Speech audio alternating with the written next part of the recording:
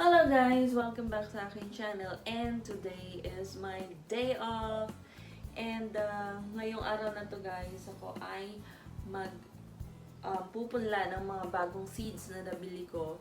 So nung isang araw nakapunta kami doon sa Hassel, so nagkataon na merong big market doon and nakabili ako ng isa sa mga seeds na talagang hinahanap ko. Eto siya guys, yan. Feeling mahaba. So, matagal na ako naghahanap nito. Buti na lang may nakita ako doon. So, ayan. Mamaya ay ipupunla ko ito. And isa pa, meron po ako mga strawberries. Ayan. Kung nakikita nyo, mapupula na yung ibang mga bunga niya. Ito, pulang-pula na siya guys. Pitasin ko na. Tingnan nyo guys, oh.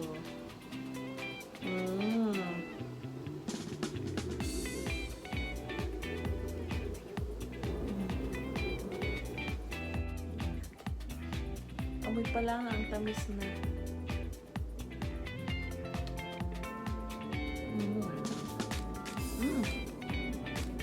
Sobrang tamis. Super. Tusin ko na din itong isa.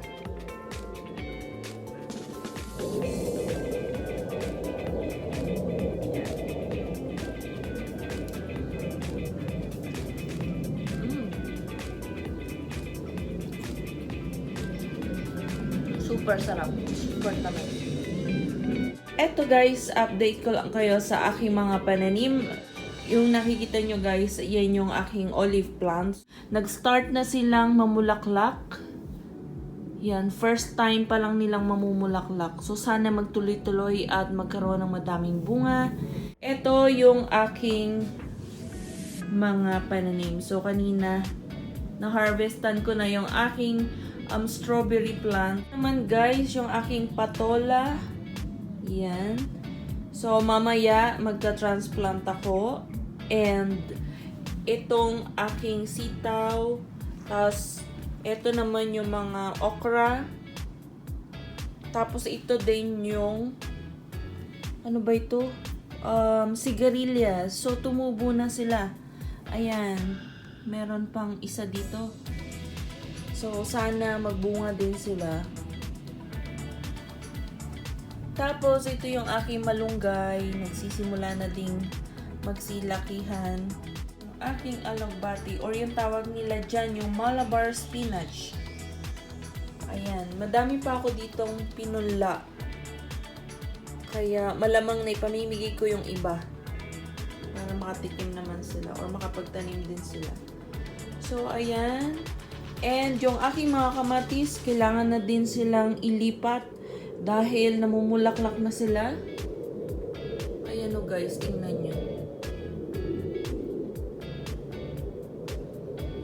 Kailangan na talagang ilipat. Ayan. Tapos mamaya guys, magpupunla ako na yan, ng sile, red radish, pechay, tapos yan, bell pepper at saka zucchini. Yan. Yung aking lemon plant. Ganda rin ang mga bulaklak niya, oh. Ayan. So, magtanim tayo ngayon. Ready yung aking mga gagamitin. Meron na akong lupa. Nalagyan ko na muna.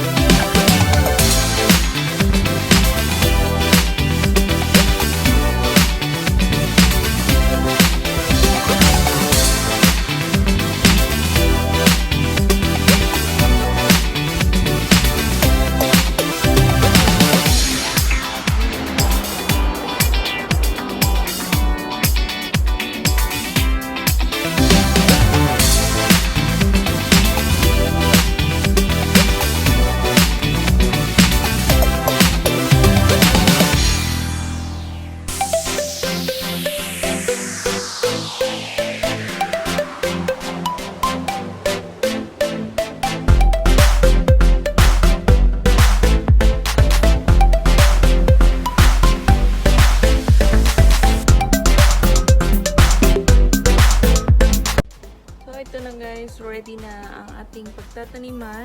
Ito naman, iba yung lalagyan nitong red radish. So, mamaya na yan. Itong paprika tsaka zucchini, kailangan nito ng medyo malalaking lalagyan. Kaya, start na tayo.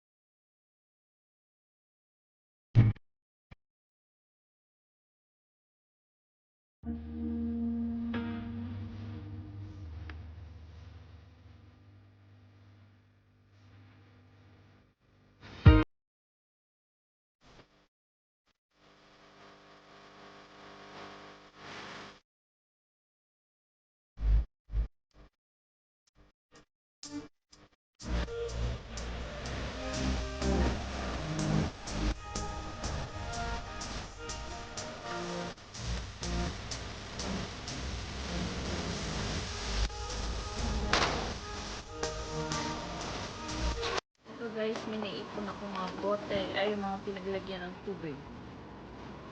So, may pagagamitan tayo. Dilig ako, diretso siya dito hanggang sa puno niya para parang makatch agad ng tomatoes yung tubig. So, ayan. Takpan lang natin. Ito yung talagang ginagawa ng mga nag-garden.